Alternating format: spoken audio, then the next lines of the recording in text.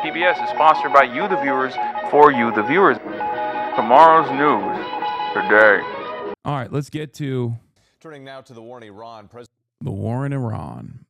Is it happening? Is it not happening? Trump is being extra belligerent. Let's take a look. So earlier today, Iran sent their proposal back to the United States of America. Donald Trump had a conversation with Benjamin Netanyahu. And in the aftermath of the conversation with Benjamin Netanyahu, he had a lot of choice words. He also denied that Benjamin Netanyahu was influencing him, but let's take a look. President Trump still waiting to hear from Tehran on the administration's latest peace proposal. And U.S. Central Command says American forces have redirected 58 commercial vessels and disabled 4 since April 13th as part of the U.S. blockade against Iran. Let's bring in ABC News Chief Global Affairs anchor Martha Raddatz, who will be hosting This Week later this morning. Martha, good morning to you. So what do we know right now about the latest U.S. peace outline and why Iran still hasn't responded? Well, we've just been waiting and waiting. We've heard from the administration as late as Friday. Secretary of State Marco Rubio said we expect something from Iran by the end of the day. That did not happen. We do not know why, but Iran seems in absolutely no hurry. Now, this proposal basically says let's stand down for 30 days. The U.S. won't block the Strait, and Iran won't lay mines or do anything else to inhibit ship traffic.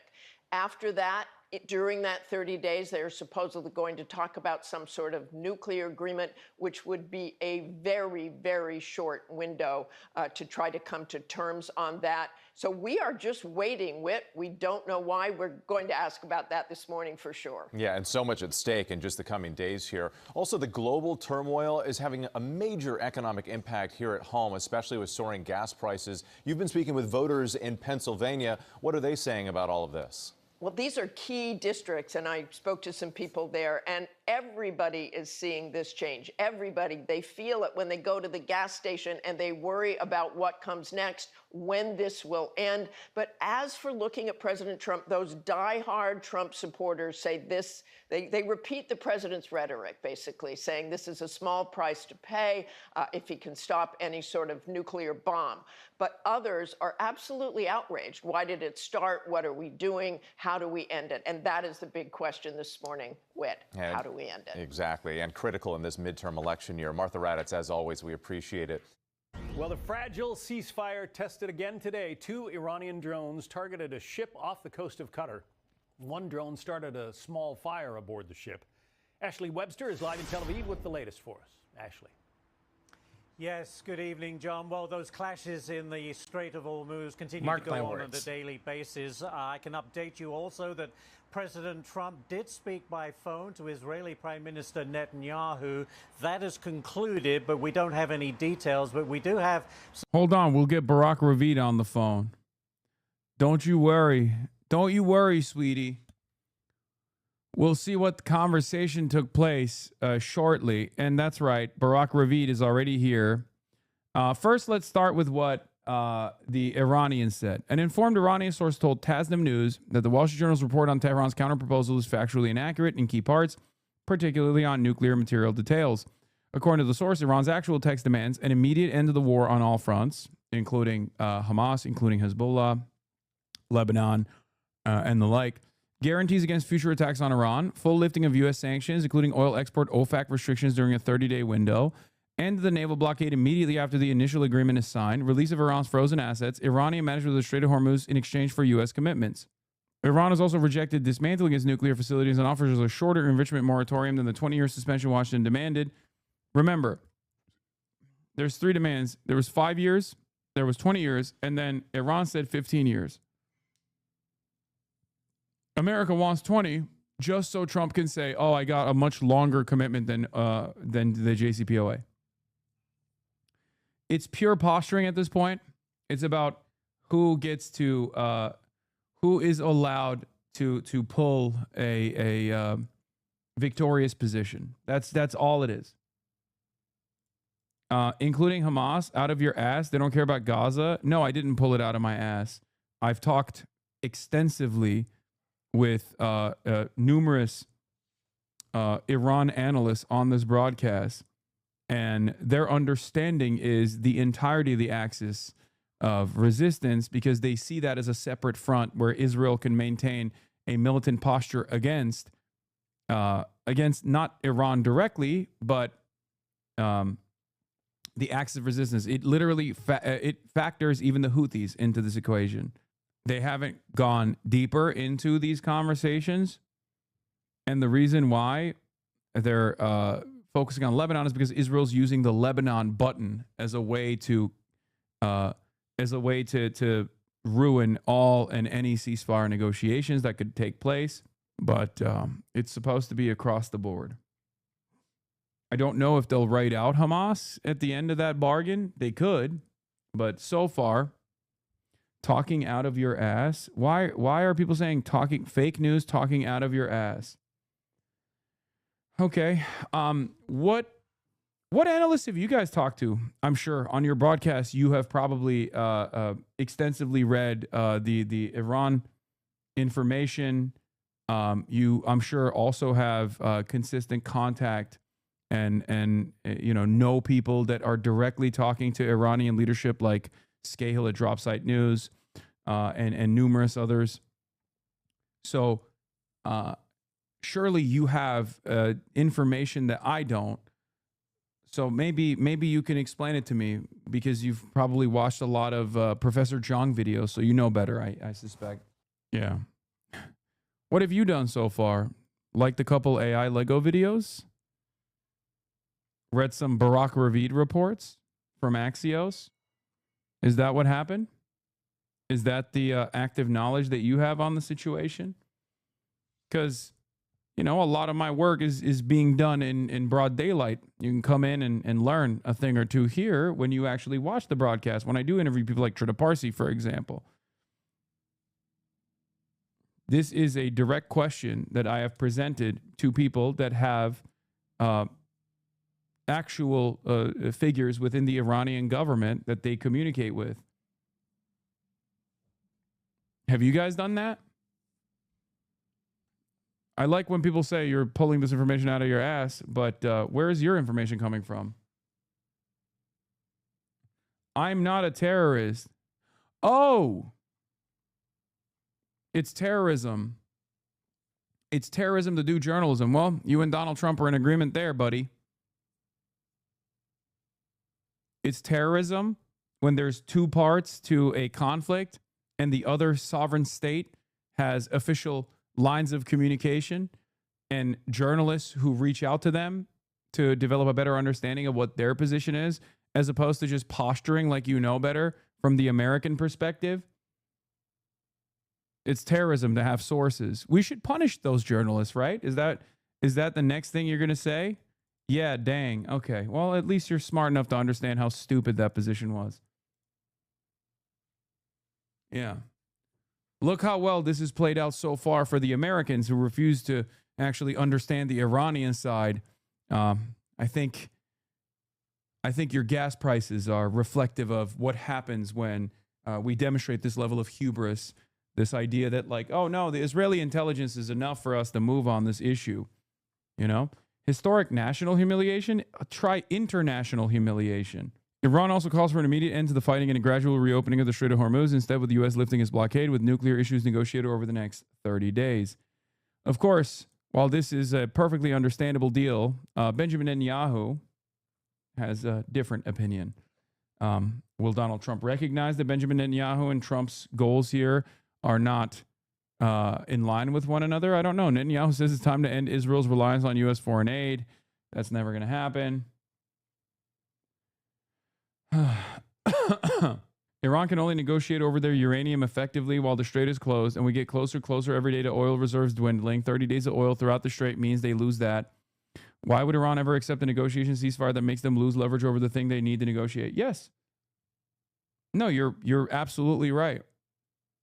Obviously, the Iranians are not super invested in like going back and having potentially their power plants blown up, right, by the American and the Israeli air forces. However, Iran does understand that they have a lot of leverage here. Time is on their side, right? Time is on their side.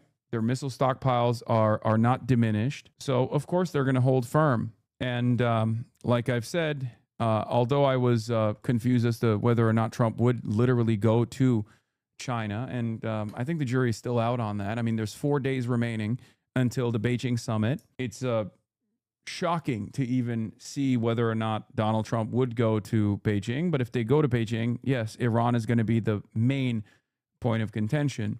Will Beijing release Iran or concede on America's demands against Iran in exchange for an easing of tensions in the Strait? Not the Strait of Hormuz, but with Taiwan. Okay. Will China be happy with a refusal to send larger weapons contracts to Taiwan in exchange for getting Iran to the ceasefire negotiations without extracting maximalist concessions from the American side? You got your shot at the title and you flubbed it. Iran is quick cooked, bro. What? What are you saying? You live comfortably? I do. Do you live comfortably? I mean, I do. Yeah, this is true. Do you live comfortably? I don't think so. Do you like paying $100 extra for your tank of gas?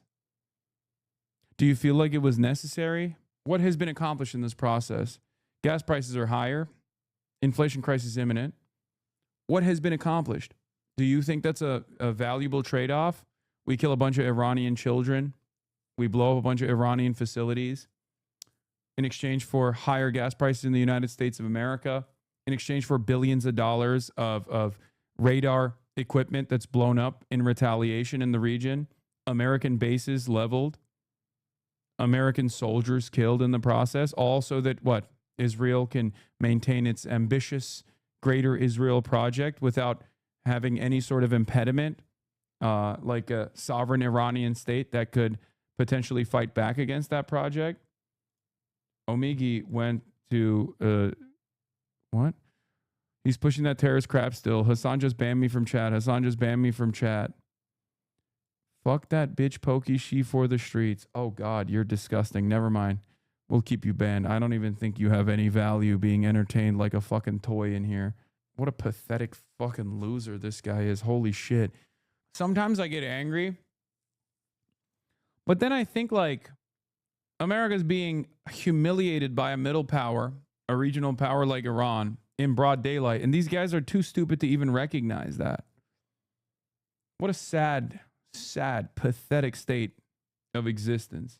Anyway, we'll cover the Chinese angle here, but here's what Barack IDF 8200 Ravid said.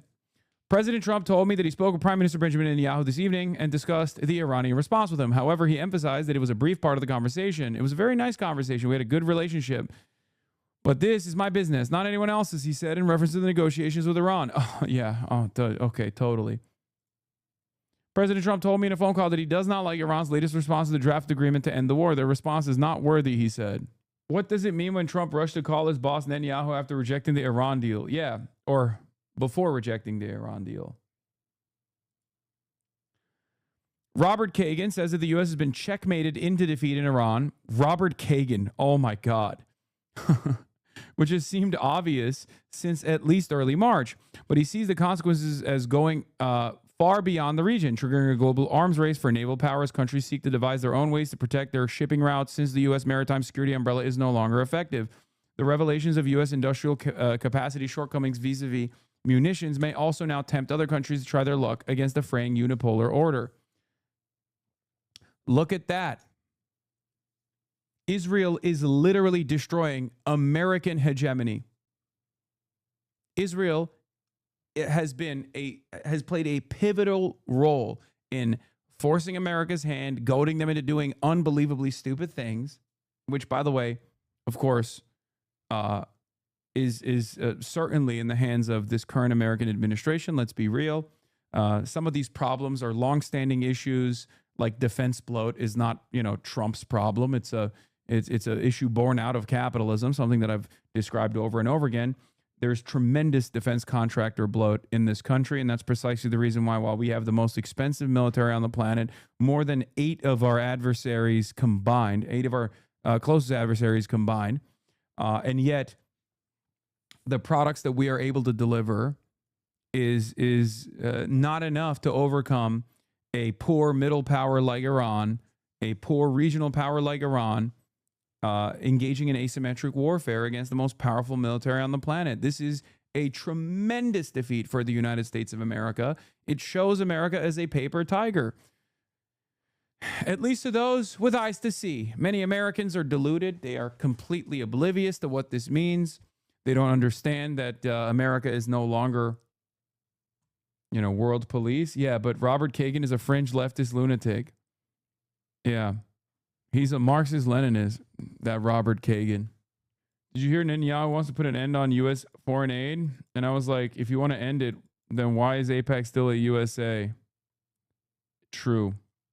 Bro, we know that we would lose going into this. It's not that we are a paper tiger. We're just not willing to commit 2 million troops, which we would need to take over the country, but that would also be stupid. We are just being led by the dumb and greedy.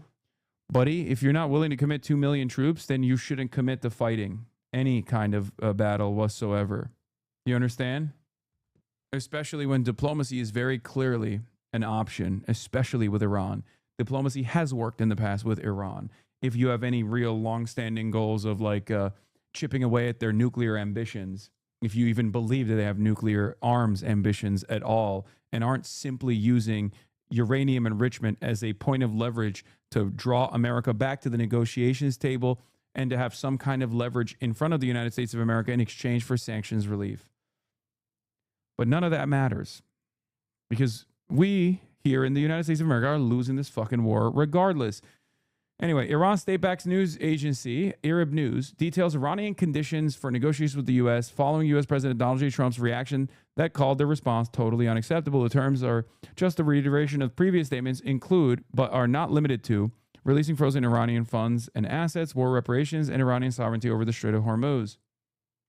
The implication is also draft. Yes, America currently does not have the troop presence to be able to successfully do a long-standing military occupation of a country that is 4 times larger than Iraq, a country that has 93 million people in it, a country with the topography of a fucking natural fortress, a country that has underground military bunkers, underground missile silos. It's just not going to happen. You don't want to watch American soldiers on the receiving end of those FPV drones, which Iran doesn't really utilize all that much, even though Hezbollah has just recently started utilizing.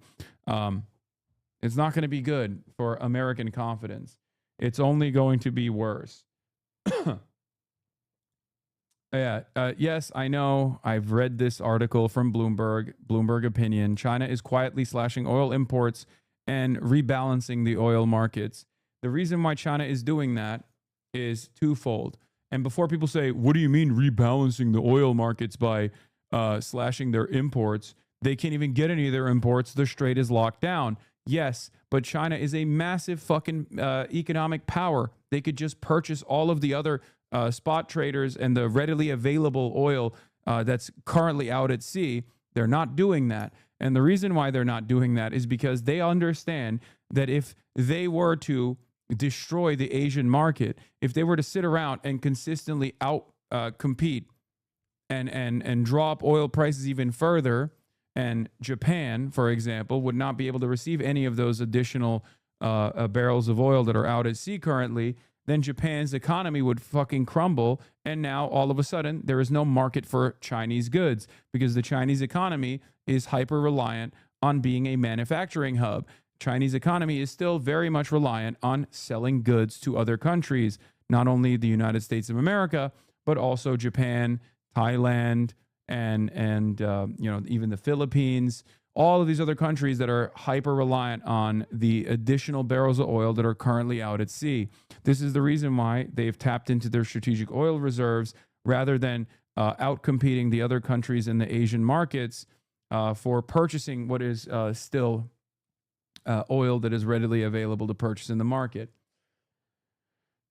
That's the reason why they're doing it. I gave you a summary of what they're doing. The shift may not have only capped benchmark oil price, but also triggered a collapse in physical differentials. China is quietly slashing oil imports, an invisible hand that's rebalancing the market in the middle of the Hormuz closure.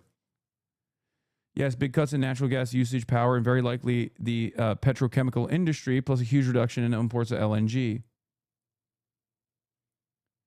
China has increased its imports of Iranian oil, of course, while decreasing their imports of other oil that's readily available out at sea currently, because that's just how oil trading works. I didn't know this beforehand, but apparently there's always additional barrels that are out at sea.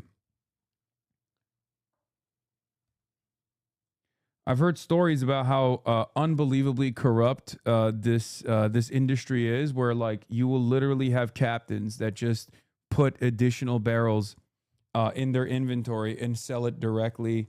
There's, you know, all these different ways around what the physical commodity actually, what the hard number of the physical commodity that's readily available actually is. Yeah, my dad was a marine engineer and called these his bonuses.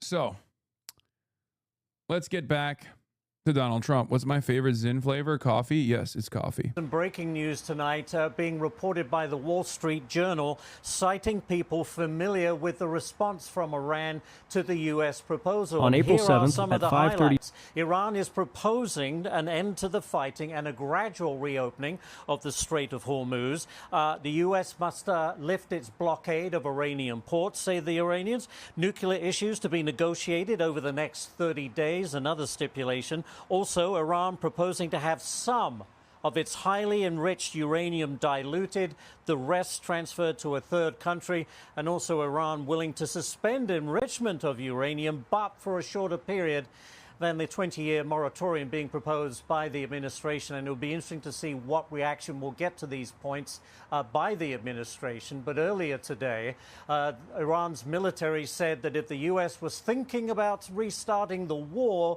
they better think again. Take a listen. Today as well, we warn the enemy that if they once again commit aggression and once again fall into a miscalculation, just as they did in the past, and are now in fact paying the price for those past mistakes and bearing the consequences. Iran's president also sharing a short statement on social media saying in part, "We will never bow our heads before the enemy, and if talk of dialogue or negotiation arises, it does not mean surrender or retreat." Iran also warning any vessels from countries complying with U.S. sanctions will face difficulties crossing the strait. And by the way, in the latest clash in that area, a bulk container ship was hit by an unknown projectile northeast of Doha in Qatar, causing a small fire. And let's not forget that the U.S. is maintaining its blockade of the region. Central Command saying that some 61 commercial vessels have now been redirected. 4 of them have been disabled to ensure compliance. And there you have it, John. The big news tonight, though, is the reporting by the Wall Street Journal, because they are outlining some of the points that Iran has returned through Pakistani negotiators to the Trump administration. We now wait to see the response from the United States. Back to you. All right, Ashley Webster. Ashley, thanks. For more on the back and forth, let's bring in State Department spokesperson Tommy Pigott. Tommy, can you confirm or at least enhance? Come on, bro. Tommy Piggis, you can't be looking like that, man. Piggis? Some of what Ashley Webster had to say about Iran's response to the U.S. plans? Well, look, I'm not going to get ahead of the President of the United States, but what I can do is reaffirm what has been very clear from the beginning here, and that is that the Iranian regime cannot be allowed to have a nuclear weapon. That has been clear from the beginning of this administration, even before from President Trump, who has made that very clear from the beginning. Also, fundamentally, I would point out that the decisive outcomes of Operation Epic Fury have already made the United States safer, including the decimation of their military, the decimation of their military, the decimation of their military and defense industrial capacity. So we're seeing actions from President Trump to back up what he has said. Of course, he Quiet, Piggis.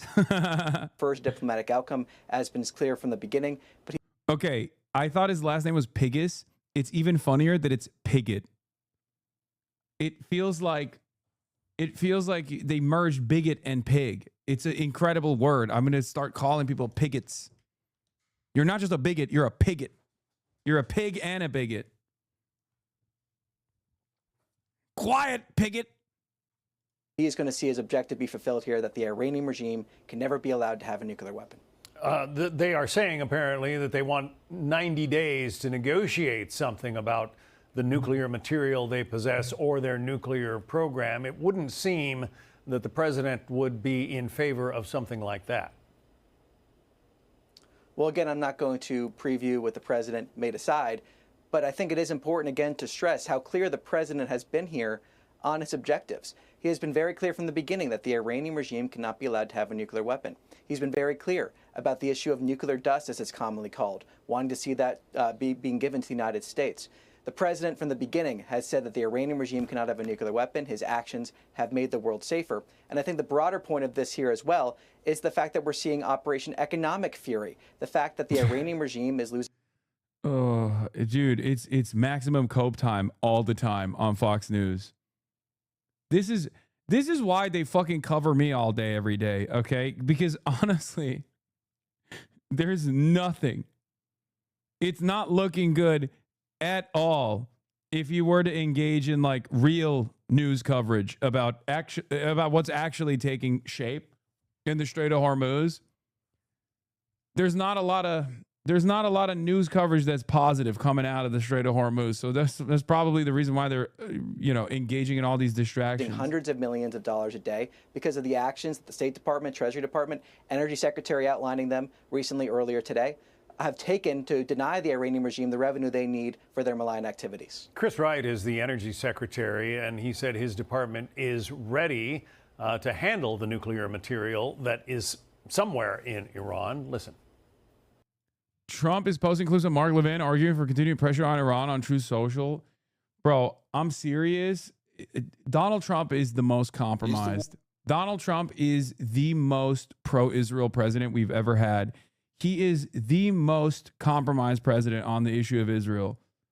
It's actually unbelievable. The only people that he promotes is people like Mark Levin. He straight up not only has Witkoff and Kushner on the negotiations team, but now he's brought in a direct FDD guy onto the negotiations team. FDD, as you all know at this point, is an Israeli cutout. Its original name was called Emmett, founded in 2001 with the express purpose of fighting,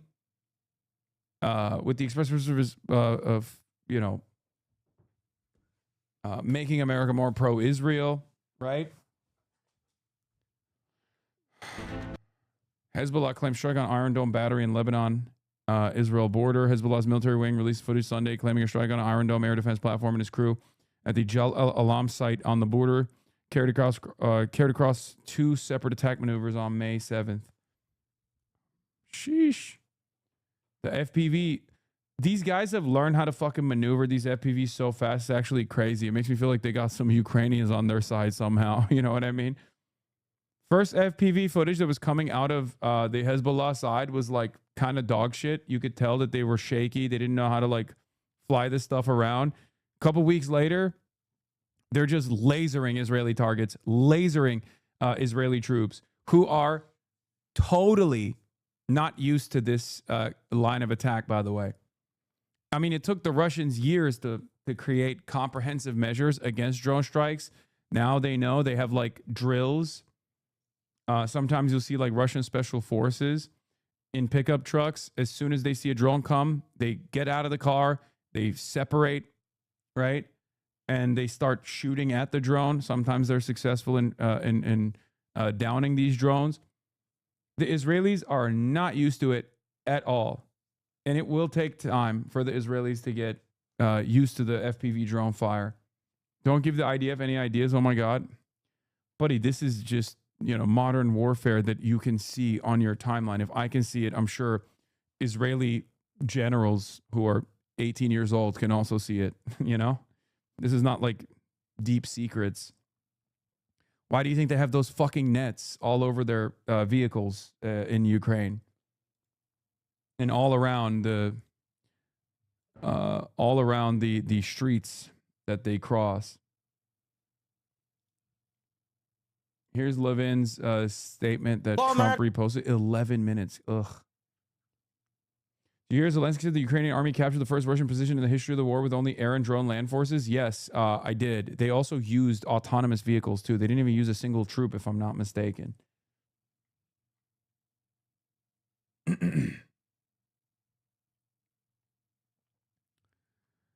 This also speaks to Hezbollah intelligence IDF targets, presumably from Israeli drones, that the Israelis are also incapable of countering. Hezbollah has published footage of multiple FPV strikes on the Iron Dome battery and its crew. That's crazy.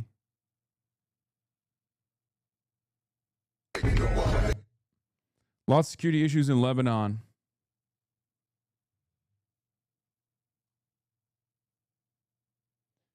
Yeah. IDF is only used to murdering children.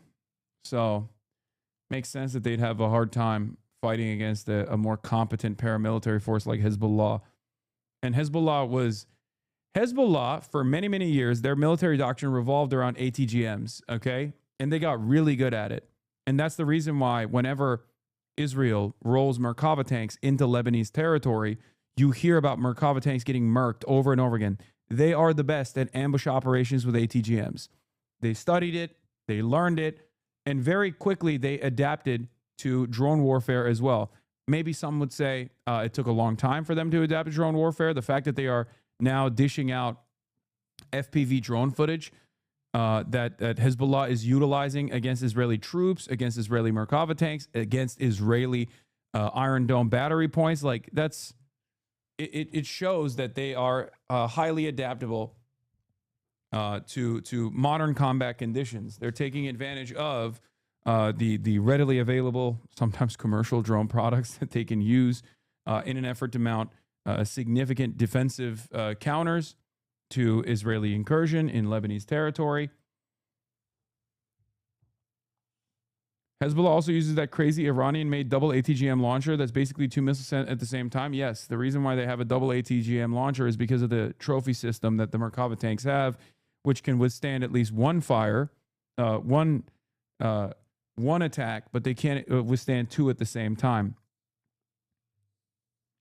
So that's the reason why you see in Hamas footage inside of Gaza, whenever they're hitting Merkava tanks, unless they're just like directly dropping an IED, like a bathtub-made missile or a bathtub-made explosive ordnance directly inside of like an open lid in a Merkava tank, usually you'll see 3 different angles of attack on a Merkava tank because those tanks have a trophy system that can withstand at least 1 rocket, but can't usually defend against 2. So they'll hit it from 3 different angles, 1 to distract, and then the other 2 to specifically hit 2 rockets on a Merkava tank at the same time. Of course, Hezbollah is much better equipped than Hamas is, so they can get, or they used to be able to get Iranian weapons by way of Syria, and they have better systems. This is funny. Atlantic from Robert Kagan. Pro-Israel people are now calling famous neocon Robert Kagan an Iranian agent. The U.S. is effectively checkmated in Iran, and this defeat will carry lasting consequences unlike any America's endured before, Robert Kagan argues. What a surprise. An article in The Atlantic paid for by the IRGC.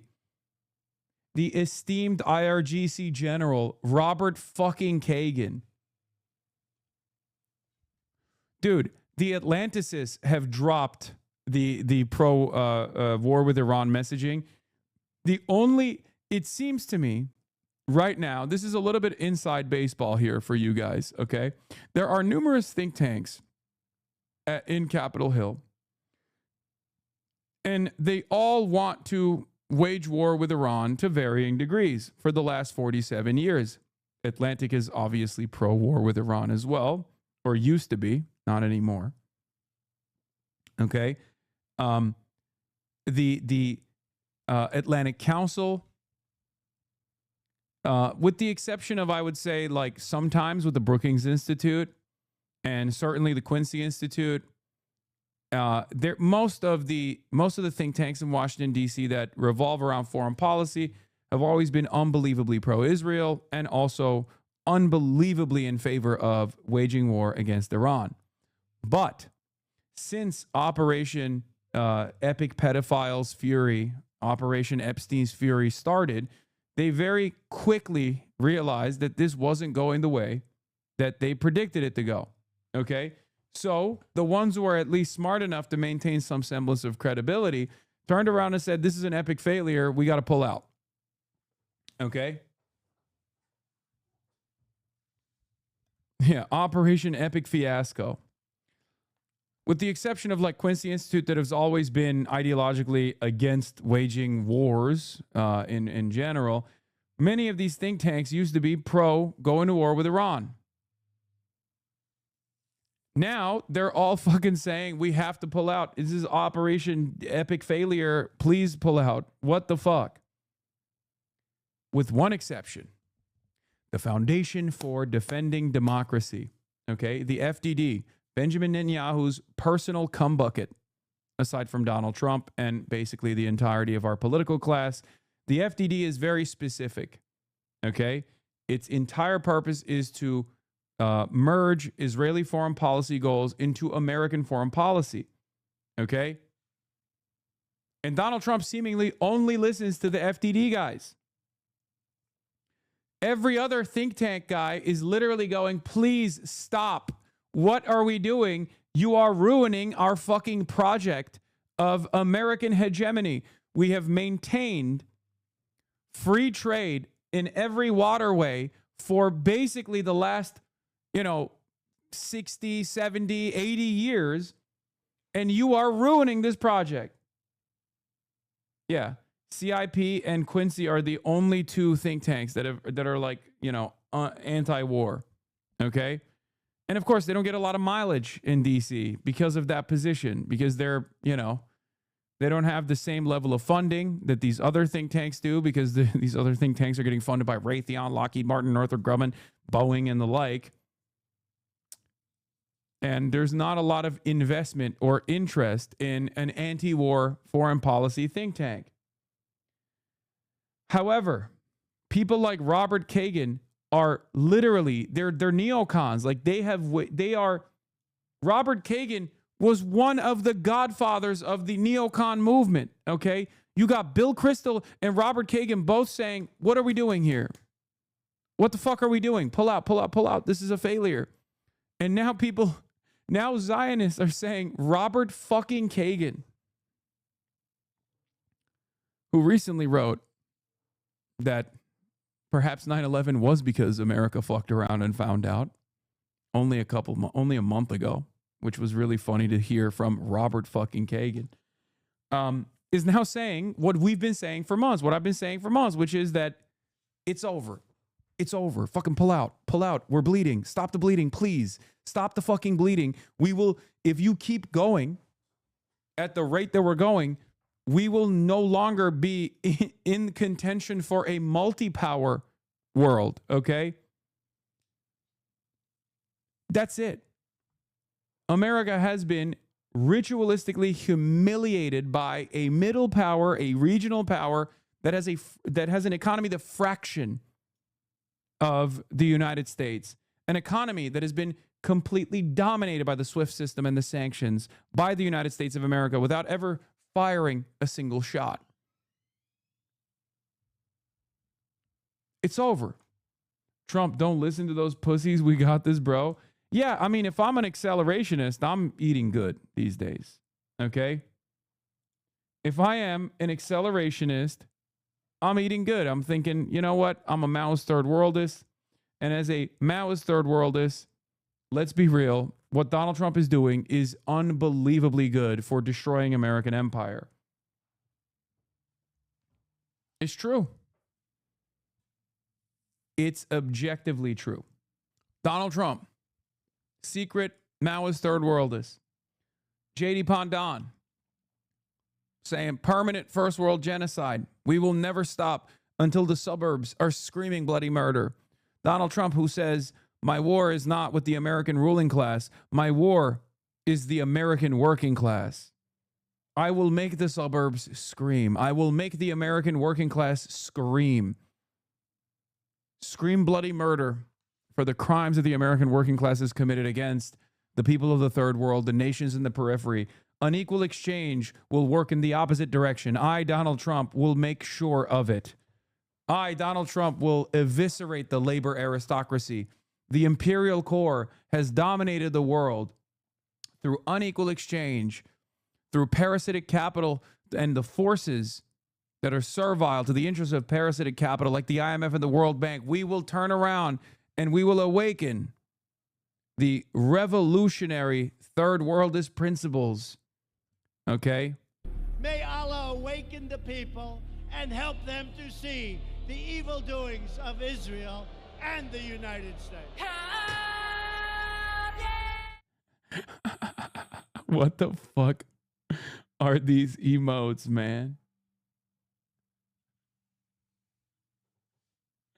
Mohammed Marandi emote on Twitch this is a deeply unserious community. I'm sorry. We've lost the fucking plot, dude. Come on. He's so online, he might even see this. Okay? That's so funny.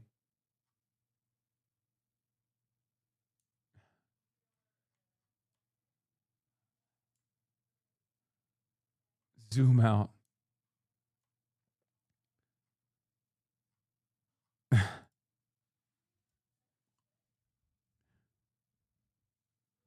Marandi is the only Taurus I like. That's funny.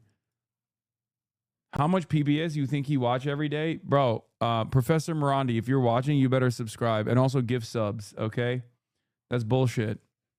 No more freeloading, okay? Subscribe to the Piker Broadcasting Service, the People's Broadcasting Service. Yeah, Donald Trump said we must proceed with Jusha, the ideology that revolves around self-reliance. Anyway, Trump is trapped in escalation and maximalism with Iran. As long as this is the case, he can't make a deal. He lacks the mindset for compromises real diplomacy requires. His legacy will ultimately be another failed U.S. Middle East war built on hubris and lies. This is from Sina Tusi, the other think tank that I was talking about, Center for International Policy. Center for International Policy, and then Trita Parsi is the EVP of Quincy Institute. Those are the two main anti-war think tanks, which get only motion in places like here, Democracy Now!, independent media in general, and virtually no mainstream media promotion at all. Okay? They're objectively closer to the correct side on American foreign policy, and yet they get very little airtime on ABC, CBS, CNN, and all these other outlets. They have recently gotten more airtime on these outlets because even the American owner class is starting to recognize that this much instability perhaps is not good for American profit seekers, right? Hello. Murat was staying in my house last night, and I had a little freak out because I couldn't find. I came back home late, and I couldn't find Kaya, and I was very scared. I thought she was lost or something, and everyone was sleeping. So I was just like texting people. I didn't like look in the other rooms in the house. I don't have like a necessarily large house, but I should have probably looked in the other rooms. But I woke up in the morning in a panic state because I had thought that my mom had taken Kaya, and they were all like, no. And then I called them at 6 a.m. and Murat was like, no, she's in the bed with me. Kaya, come here. You want to go outside, huh? You want to go outside? You want to go outside, lady? You want to go outside? You want to hang out with the family? Is that what you want to do? Kaya, come here. Oh. Look at this big lady. Hold on, let me get a little couple pets in here. You didn't do Mother's Day stuff? Yeah, I'm doing dinner with the whole family. They're prepping it right now, actually. Let the baby out. Let the baby out. Okay, I want to let the baby out. Oh, she likes it. She loves when I scratch her back like this. Oh, yes.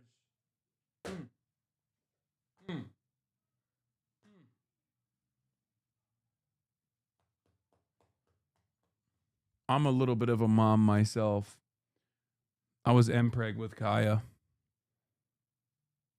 That's right. You could have used a shock collar to locate Kaya. Yeah, that's true.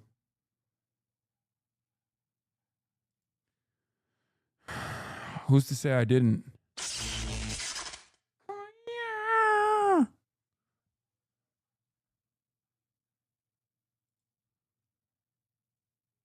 Anyway, happy Mother's Day to me and to all the mothers.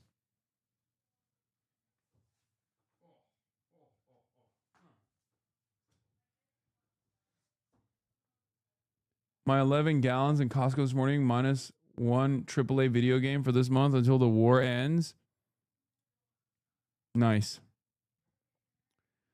But don't you think that it's for a good purpose, a higher purpose, one that is perhaps the most important purpose, which is advancing Israel's goals in the region, allowing Israel to continue the greater Israeli project unimpeded? Who amongst us has not heard Mike Huckabee's words and thought to themselves, well, this guy's making a lot of sense. A lot of fucking good ideas from Mike Huckabee. I am in agreement. I myself am one of those people, of course. I would never say such anti-Semitic things as we must rein in Israel. We must hold Israel accountable for its war crimes. We must do an arms embargo in Israel. These are very anti-Semitic thoughts. You should get them out of your head. Bro, I live in Luxembourg and it's so clutch to have completely free public transport nationwide. Stop flexing. Stop fucking flexing. I don't want to hear from Euroids here, okay? You're about to have an imminent jet fuel crisis soon, in any case. Us Americans, we don't know what public transit is. Us Americans have never understood the concept of public transit. We all have gas-guzzling behemoths that we all drive 40 miles both ways, at least, minimum, every fucking day. Ford F-450s.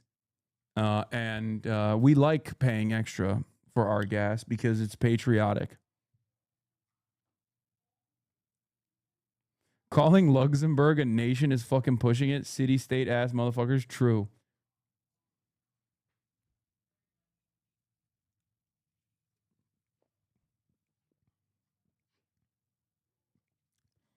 The bigger the monstrosity, the bigger the behemoth, the freer the person. Everybody knows this. Breaking, Iran demanded war reparations, removal of sanctions, unfreezing of assets, and control over the Strait of Hormuz as a part of his rejection of the U.S. proposal, according to state media. Totally reasonable and just demands from the Iranian side, of course, but classic American engineering here. It dictates that we can't concede in any way, shape, or form, even though they hold the fucking cards here. The Iranian counterproposal is publicly rejected by Trump, but if Wall Street Journal reporting is correct, Tehran is trying to move closer to U.S. demands, but not fully. The U.S. demands that the entire Iranian stockpile be shipped out of the country. In the past, Tehran rejected shipping any of it out and only agreed to downblending it. In its latest proposal, however, it offers to have some of it diluted and the rest shipped to a third country. The third country? The Democratic People's Republic of Korea. Just kidding. Probably not, but that would be very funny if they were like, yeah, sure, we'll ship it to a third country, the DPRK. As I understand it, though, this is not reported by the Wall Street Journal. Iran is also offering to accept an arrangement in which it will not need to enrich uranium at all for 12 years. This is not the 15 to 20 years Trump originally wanted, but longer than the 3 to 5 years Tehran originally offered. Read the full analysis on my Substack. Yeah, 12 is so funny. Iran was like, Trump was like, we won't do 20, we'll do 15. Tehran was like, we'll do 5. And now they've arrived at 12. They're going to end at 10, you know? China, ship it to China. True.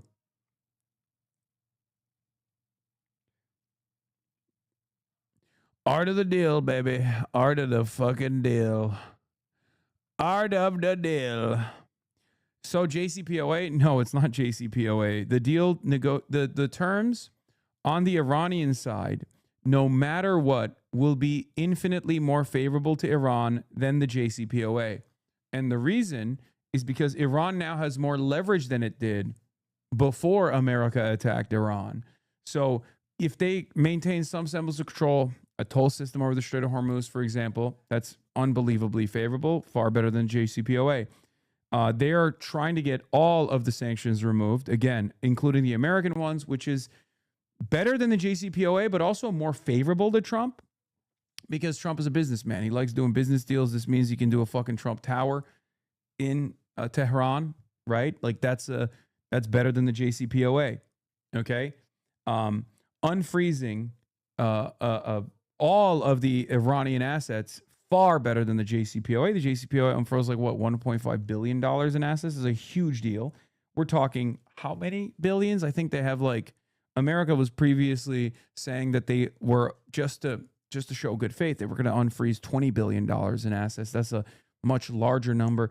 The total number, I believe, is to the tune of $100 billion, if I'm not mistaken. You guys can correct me on that, but that's a huge number. I believe the total global assets of Iran that are frozen currently after they did some deals with other countries that America decided to intercept are approximately $100 billion. If they can get $100 billion, it's incredibly favorable to Iran.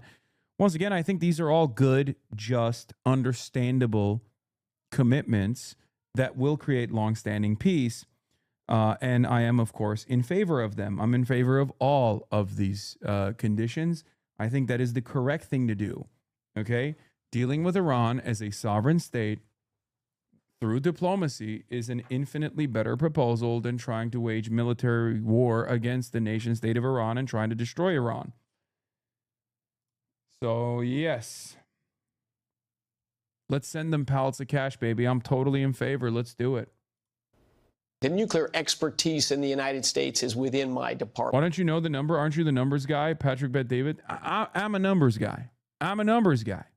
Game of Thrones. I'm watching Game of Thrones, and I see Joffrey, and I think to myself, this guy, if I see him in public, I'm saying, oh, Joffrey, we are fighting. I'm a numbers guy. That's why I say, let's grok it. Why not grok it? Why not ChatGPT it? I'm a numbers I'm a numbers guy.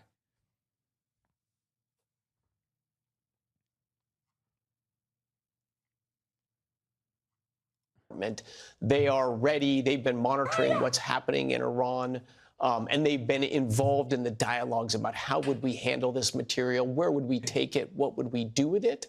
But that is a critical thing. Iran has nearly 1,000 pounds of uranium enriched to 60%. So close to weapons grade, way higher than any potential commercial use of it. So a country that has, more oil than just about anybody else in the world, the president says doesn't really need nuclear material at this point. Well, 2 points here. First is we've seen an Iranian regime that for too long has not spent their vast wealth on energy infrastructure, on food for their people, on water for their people, and instead has used it on malign activities, a nuclear weapons program, funding their terrorist proxies around the region. These are all things that are being addressed by President Trump's maximum pressure policy to deny them the funds to do those malign activities. I think what's also important to point out here is the overall context of the fact that we have diplomacy from the beginning of this administration. We saw Operation Midnight Hammer. Diplomacy was opened yet again. We saw the decisive outcomes of Operation Epic Fury. President Trump means what he says. He means what he says when the Iranian regime cannot be allowed to have a nuclear weapon. Okay, so the president has said that, for all intents and purposes, Epic Fury is over, that hostilities have ended. Therefore, he doesn't need an authorization for the use of military force from Congress. But doesn't seem like the Iranians are moving.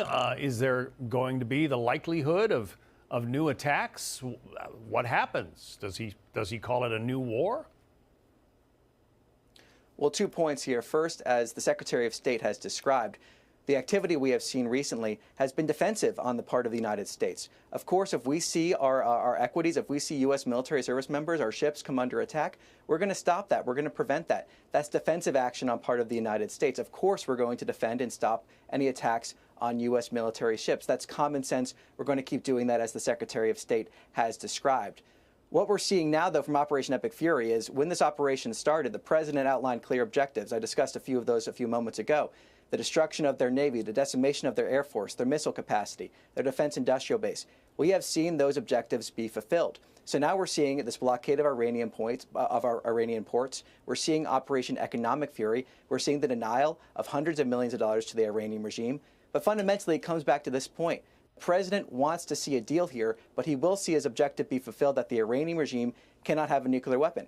The president means what he says, and he has proven it again and again. As you and I have been talking, Tommy, the president just posted this on Truth Social. He writes, "I have just read the response from Iran's so-called representatives. I don't like it. Totally unacceptable. Thank you for your attention to this matter, President Donald J. Trump." So I guess it's back to the drawing board. We'll see what the president decides to do from here. Any predictions, Tommy? Well, I'm not going to be in the prediction business. I think the president's stating it very clearly there. Again, distress. Our objectives here have been very clear from the beginning. There is no guessing what the president wants here. That is, the Iranian regime cannot have a nuclear weapon.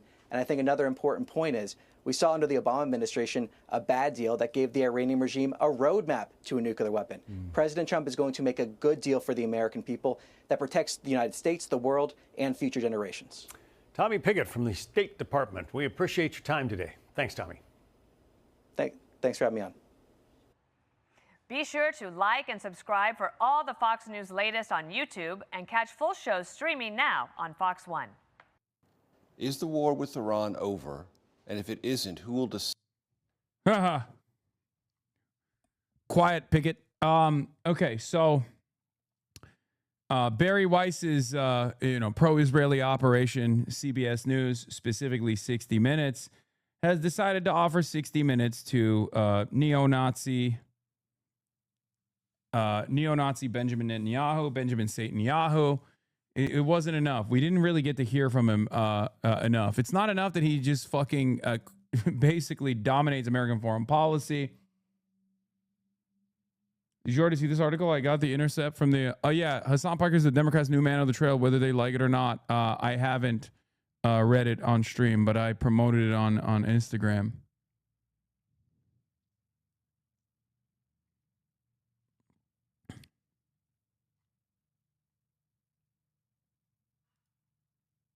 What is this? North Korea has changed its constitution to mandate an automatic nuclear strike if Kim Jong-un is killed or incapacitated by a foreign attack under the revised law. If command over North Korea's nuclear forces threaten, the military must launch a retaliatory nuclear strike immediately. That's my goat right there, dude. That's my motherfucking goat, dude. That's the real president, okay? Anyway, we're done. We're done looking at these guys farming aura.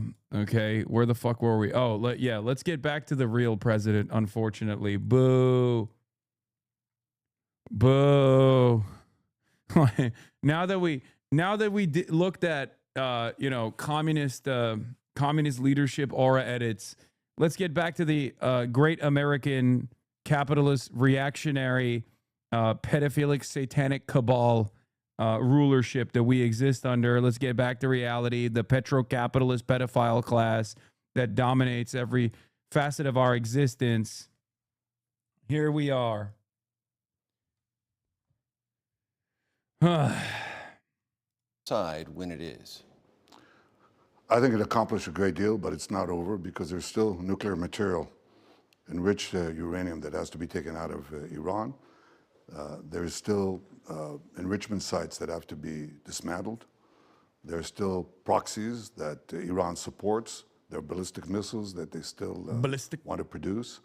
Now, we've degraded a lot of it, but all of that is still there, and there's work to be done. How do you envision the highly enriched uranium will be removed from Iran? You go in and you take it out. With what? Special forces from Israel, special forces from the United States? Well, I'm not going to talk about military means, but what President Trump has said to me, I want to go in there. And I think it can. Oh. Yeah, not what I told President Trump. In the brief moment that he stopped sucking, looked up at me and said, you're the real king, you're the real president, Benjamin Netanyahu. Okay? When he stopped sucking for a brief moment, he said, yes, sir, I will go in personally. Be done physically. That's not the problem. If you have an agreement and you go in and you take it out, why not? That's the best way. What if there isn't an agreement? Can it be taken out by force?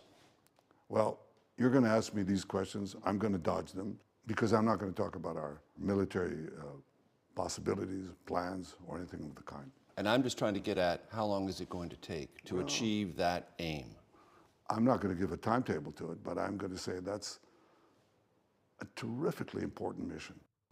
Do you believe it's time? He even has the evil guy comb over. Yeah, no, I think it's a flex. Like I think he's assumed a Hitler haircut just to make all of us crazy. Okay. I'm not even kidding. I think it's a flex. It's like, what are you going to say about it? Go ahead. Go ahead. Disrespect the real American president, Benjamin Netanyahu, Philadelphia's very own Benjamin Netanyahu. Go ahead. I'll get you fired from your job. Go ahead. Point out the fact that I have the same haircut as Adolf Hitler. State of Israel to re-examine and yeah, we'll know when the transformation is complete when he just like randomly shows up with the Hitler mustache as well. If he takes it to that level, you'll know he's just flexing on us.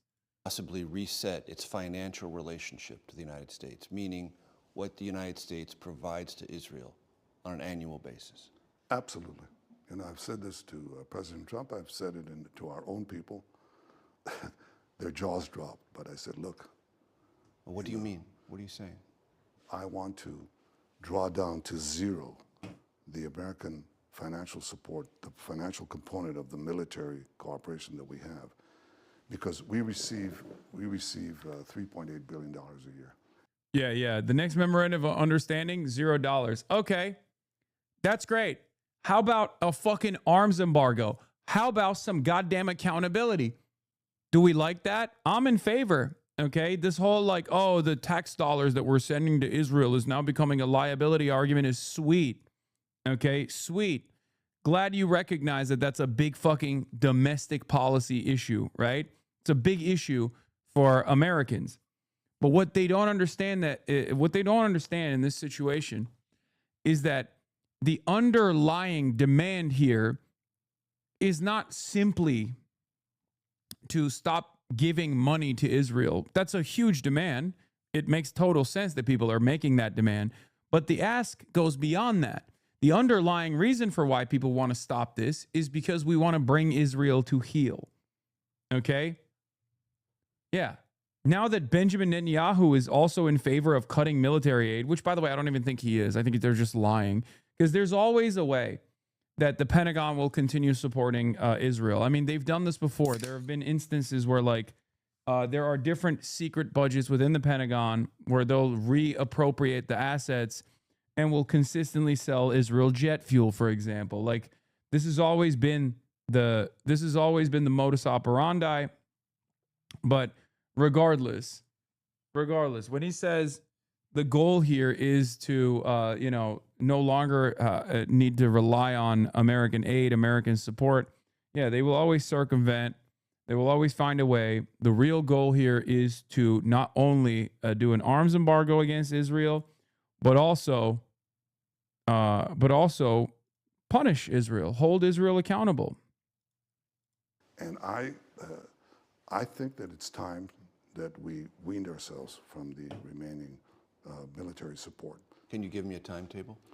I said, let's start now and do it over the next decade, over the next 10 years. But I want to start now. I don't want to wait for the next Congress. I want to start now. It could go down very fast. Donald Trump on Iran. Full measure with Cheryl Atkinson.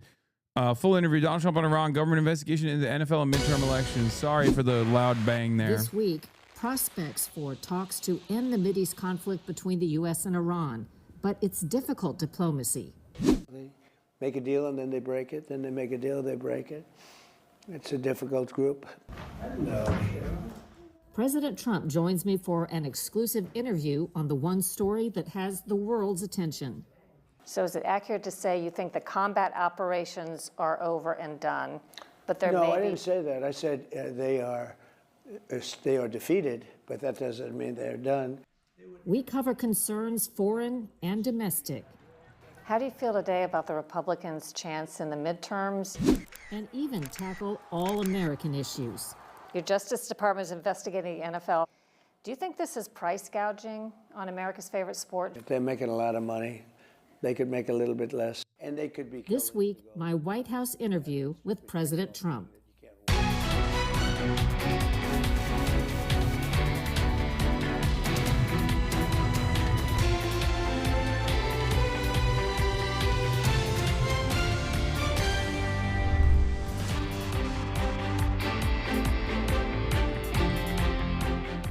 Thank you for joining us on Full Measure. Thank you. First of all, we're glad that you are safe and that your family's safe after the latest attempt on your life. How are you and the family doing? Very good. It was an interesting evening, but I felt very secure, and I think Secret Service did a very good job. The judge apologized to the suspect for the treatment that he's gotten in jail. Well, I heard that, and then after watching that, they went back a couple of years, and he was very apologetic to another suspect who I didn't even know about, but he was also, the same judge was very apologetic to somebody else having to do with a similar subject. And not even believable, actually. On Iran, would you say the war is over? Is it paused, or is it very much active? Well, they're militarily defeated. In their own minds, maybe they don't know that, but I think they do because I deal with them.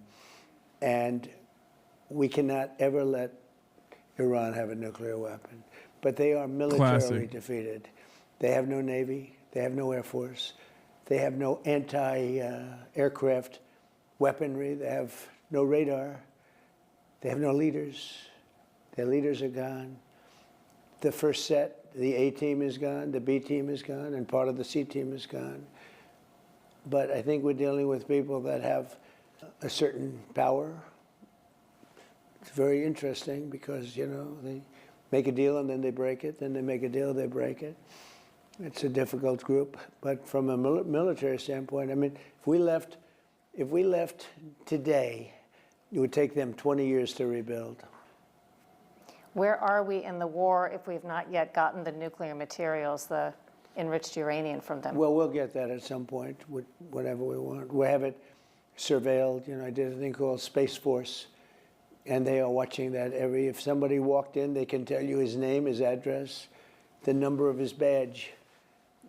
No, we have that very well surveilled. If anybody got near the place, we will know about it, and we'll blow them up. We'll blow them up. So is it accurate to say you think the combat operations are over and done, but there No, may I be... didn't say that. I said they are defeated, but that doesn't mean they're done. We could go in for 2 more weeks and do every single target. We have certain targets that we wanted to, and we've done probably 70% of them. But we have other targets that we could conceivably hit.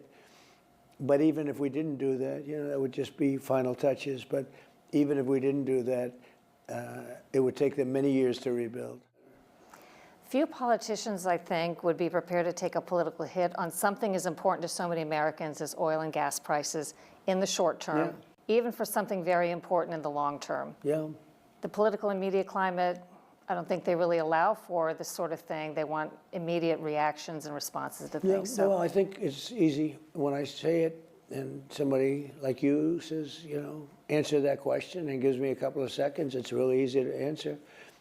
We cannot let Iran have a nuclear weapon because they're crazy. We cannot let them have access to nuclear. Obama did it. If I didn't terminate the Iran nuclear deal, they would have had it. And they would have used it on Israel and the Middle East right now, and maybe beyond. You know, they actually had rockets that you saw that the other day that could reach Europe. They would have used it 100%. And by the way, not 50% or 100%. They would have used it. They were dying to get it then. So I took Barack Hussein Obama's horrible Iran nuclear deal. I terminated it at my first term. China sent man pads. Iran is playing us like a fiddle, sleepy Trump. I don't know if they have. I mean, they have the railways, so it would be totally justifiable if China did do that. What is this? Mao Zedong grandma. POV, Comrade Kim Jong-un inspects citizens to ensure that they are having fun. Yes, everyone must have a good time in North Korea. Move to North Korea. God damn, dude. How does this happen? I just don't get it. I mean, whatever floats people's boats, right?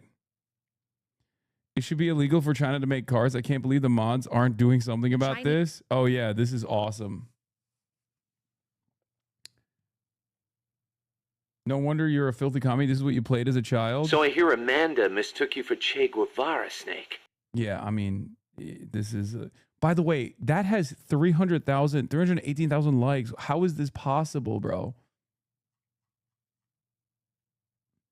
I've heard working under pressure. I've never heard fun under pressure.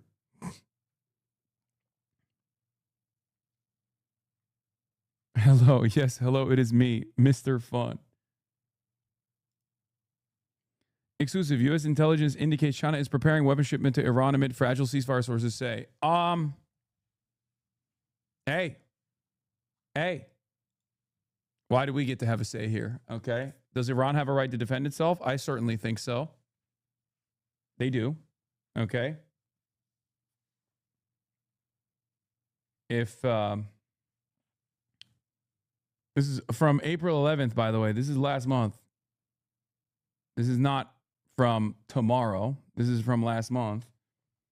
But I think that that assessment was not happening. Delivery would be by land too. Yes, they would use the railroads if they were to deliver anything successfully, in my opinion. So we'll see. I don't know. But we'll find out if America chooses to wage war with Iran again.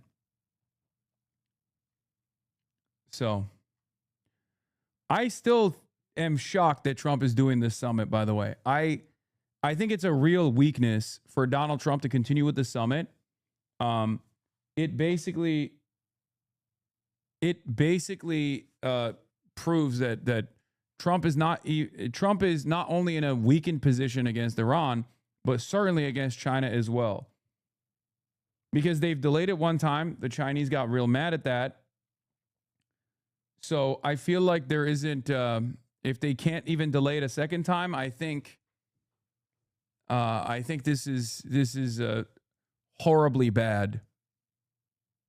Knocked out Soleimani, very important. If you didn't knock out Soleimani, I think it would have been a different country. It would have been more competent, but he was an evil genius, but he was an evil guy. The roadside bombs, etc., killed many, many people, maimed so many people, the legs, the arms, the face. So that was a big thing. I took him out. And then very big, I don't know, they're all so important if you think. I'm thinking which is the most, but when those beautiful B-2 bombers attacked 8 months ago and attacked their potential nuclear site, they would have had a nuclear weapon within 2 weeks if we didn't. That's why I had to go in. I knew that they were going to have a nuclear weapon. And we obliterated their, I call it the nuclear dust. There's a lot of nuclear dust. But we obliterated the site at 1 o'clock in the morning with no moon. You couldn't see a thing. And they went in and stealth. They went in and they did their job. They dropped those bombs and they landed perfectly, and it just obliterated. If we didn't do that, they would have already blown up Israel, in my opinion. Israel would have been blown up with a nuclear weapon. What's next in light of all of this for the U.S. and NATO?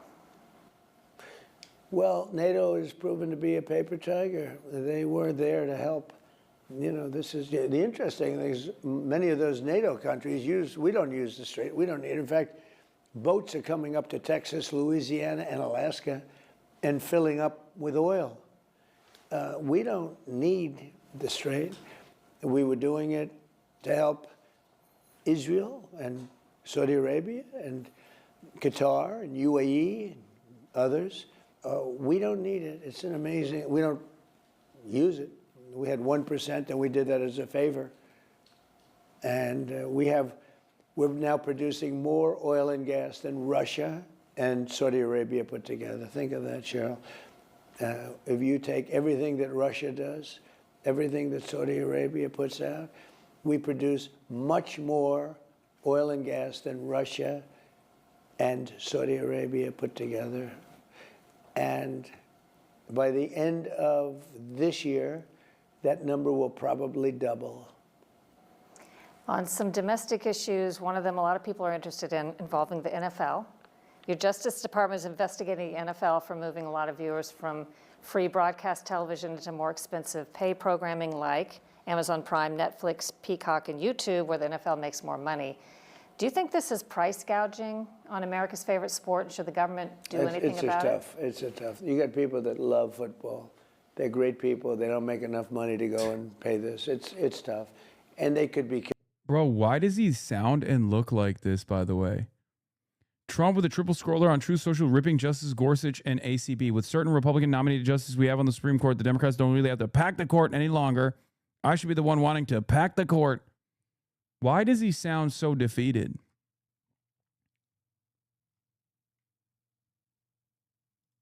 He looks and sounds like shit. What the fuck is happening? They hit him with a ket dart, bro. What's happening? Killing the golden goose. I mean, they have that stupid kickoff thing that you can't watch. It's unwatchable. I hate the games where they have the new phony kickoff. I don't think it's any safer. I hope college football doesn't do that. Do you know what I'm talking about? I'm not You're a not big a football. You are not viewer. a football fan. These people know what I'm talking about. They ruin the game, but they have to be careful because, others have tried this, and all of a sudden you don't have a sport anymore. Probably will. Government will step in and do something. There's something very sad when they take football away from many, many people. Very sad. I don't like it. So do you think the government will step in and I do don't know, something? but I don't like it. I don't like it. They're making a lot of money. They could make a little bit less. They could let the people see. You have people that live for Sunday. They can't think about anything else, and then all of a sudden they're going to have to pay $1,000 a game. It's crazy, so I'm not happy about it. More with President Trump from the White House after a short break. How do you feel today about the Republicans' chance in the midterms? And if the Republicans were not to hold control of Congress, how does that change your strategy as president? Well, they'll find a reason to impeach me, even though a lot of people said I had the greatest first term in the history of it. They'll try and impeach me, probably. But, see, we don't play that game. We don't play like them. They play dirty. They have bad policy. If they had normal policy, they'd be a lot tougher, frankly. But when they have men and women sports, transgender mutilization of your children for everyone, open borders, so that the world Transgender for can pour into everybody. our country, criminals.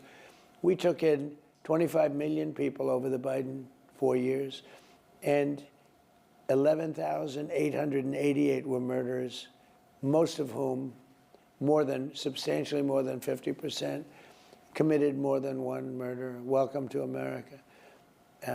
We took in drug dealers and people from mental institutions that would close up. They would empty entire mental institutions into our country. They would take a mental institution in a South American country, open it up, bring these people into our country, let them go, close the institution in whatever country it may be in, save a fortune. And Biden allowed this to happen. Now we have the strongest borders we've ever had. We have, as you know, for 11 months, they say nobody has come into our country illegally. You know why nobody tries? Nobody makes the trip up.